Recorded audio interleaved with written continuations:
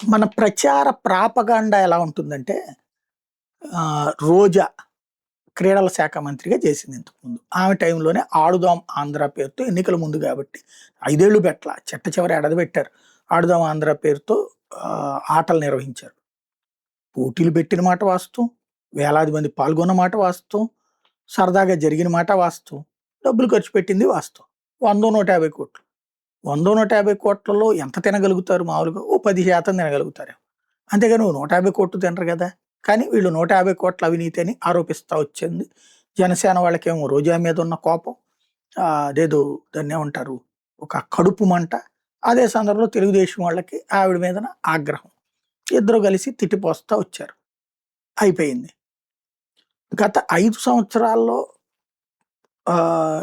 జగన్ టైంలో ఏమన్నా సీరియస్‌గా పట్టించుకున్నారా? వేధింపులు చేయాలనుకుంటే ఇట్లాగ ఇప్పుడు రోజాని అరెస్ట్ చేసేయాలి, రోజాని జైల్లో పడేసేయాలని రోజుకి 100 సార్లు స్టేట్మెంట్లు ఇస్తుంటారు. అది సరే. ఎట్లా చేయాలి అంటే మేము నోటితో అన్నాం కాబట్టి ఆవిడ అవినీతికి పాల్పడిపోయిందే అని చెప్పేసేసి ఇదిగో రేపు చేపిచ్చేస్తా, ఎల్లుండి చేపిచ్చేస్తా అని మాటలు చెప్తున్నటువంటి వాళ్ళు కూడా ఉన్నారు.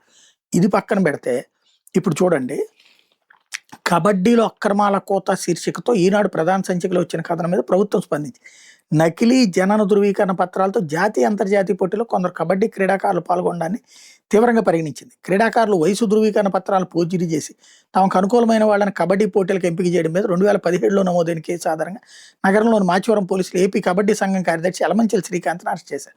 సోమవారం కోర్టులో హాజరుపరిచారు. 7 ఏళ్లలోపు శిక్ష పడే సెక్షన్లు కావడంతో న్యాయాధికారానికి బెయిల్ మంజూరు చేశారు. అంటే 2017లో అంటే ఎవరున్నారు అప్పుడు? ప్రభుత్వం. ఈ ప్రభుత్వమే కదా! సర్టిఫికెట్లు, దొంగ సర్టిఫికెట్లు ఇచ్చారు. ఎవరిచ్చారు? ఈ ప్రభుత్వంలోనే కదా! మరి అది సీరియస్ కేసే కదా! 7 ఏళ్లలోపు జైలు శిక్ష పడేటట్టయితే బెయిల్ ఇచ్చేశారు. అంటే కోర్టులో మన లాయర్లు, ప్రభుత్వం తరపున ఉన్న లాయర్లు ఇచ్చేస్తే తప్పు లేదని చెప్పారు. మరి వైసీపీ వాళ్ళకి సంబంధించి ఏదో సోషల్ మీడియాలో మాట్లాడారనుకోండి, అదేమి యావజ్జీవ జైలు శిక్షను మరణశిక్ష వేసేది కాదు కదా! అవి కూడా 7 ఏళ్ల లోపుయే కదా! మరి వాళ్ళకు కూడా బెయిల్ ఇట్లా ఇప్పించచ్చు కదా! ఒకటి. ఇక్కడ అవినీతి ఎవరి హయాంలో జరిగింది? హైలైట్ ఎక్కడ చేశారు? ఏం చేశారు? ఇది విచిత్రమైనటువంటిది. అంటే వార్తల్లో ఏది పెంచాలి, ఏది తొక్కాలి, ఏ పాయింట్ మాత్రమే జనం దగ్గరికి వెళ్ళాలి అన్నటువంటి దాంట్లో వీడు సిద్ధహస్తులు.